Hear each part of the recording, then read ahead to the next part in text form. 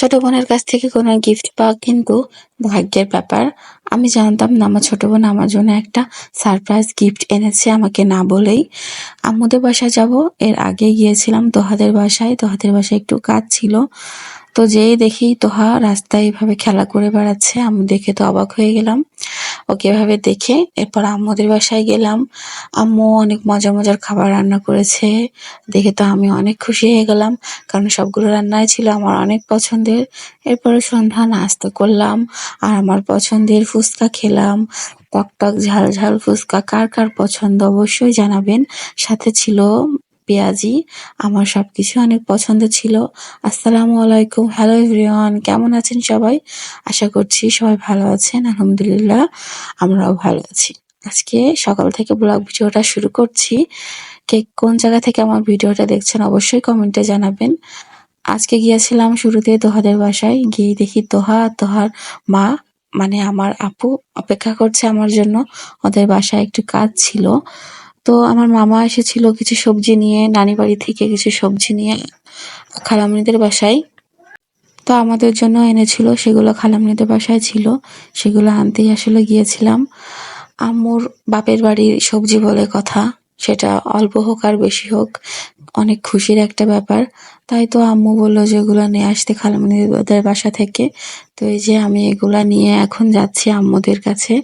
এর ভিতরে অনেক সবজি ছিল, তারপরে দেশি বড়ই ছিল। আম্মু বললো যে এগুলো নিয়ে আসতে। এই জন্য আমি নিয়ে এগুলো এখন আম্মুর কাছে যাচ্ছি, আম্মুদের বাসায়। এই যে আমি বাসা থেকে হাঁটতে হাঁটতে যাচ্ছি, কারণ আপুদের বাসা থেকে আম্মুদের বাসায় খুব কাছেই। এরপর বাসায় এসে দেখি আমার ছোট বোন আমার জন্য একটা সারপ্রাইজ গিফট এনেছে। গিফটটা হচ্ছে আমার ম্যারেজের সামনে। তো আমার জন্য একটা দারাজ থেকে গিফট অর্ডার করেছে, আমি জানতাম না। আমাকে বলেছিল পরে যে একটা গিফট আছে। তো যে দেখলাম আমার জন্য একটা ওয়াল সেলফ অর্ডার করেছে। তো আমার তো ভীষণ ভালো লাগছিল দেখে। এই শেলফটা অনেক সুন্দর, এটা আমি বাসায় গিয়ে যখন সুন্দর করে সেট করব আপনাদের সাথে শেয়ার করব অবশ্যই। এটা দারাজ থেকে অর্ডার করা হয়েছে, সব মিলে প্রায় 300 টাকা ডেলিভারি চার্জ দিয়ে এসেছে। তো আমি বললাম যে কেন তুই এটা করতে গেলি? ও বললো যে না, তোমার ম্যারেজের সামনে তোমার জন্য আমি অর্ডার করেছি।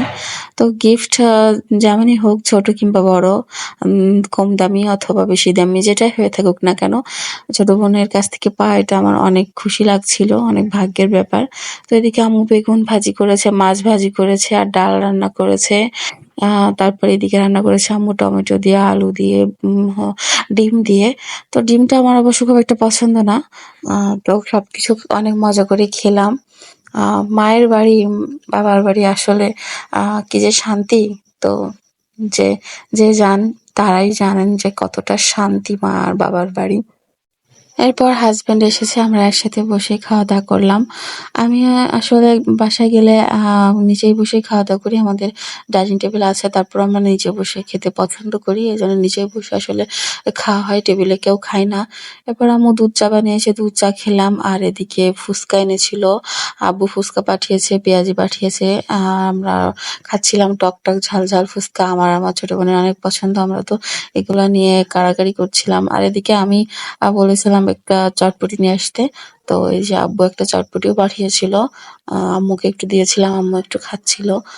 তো সারাদিনের আজকের ব্লগ ভিডিওটা কেমন লাগলো অবশ্যই কমেন্টে জানাবেন। আমি কি কি করি এগুলো ছোট ছোট আকারে ভিডিও করে আপনাদের সাথে শেয়ার করি, কেমন লাগে আপনাদের অবশ্যই জানাবেন। ভালো লাগলে জানাবেন। আল্লাহ হাফেজ।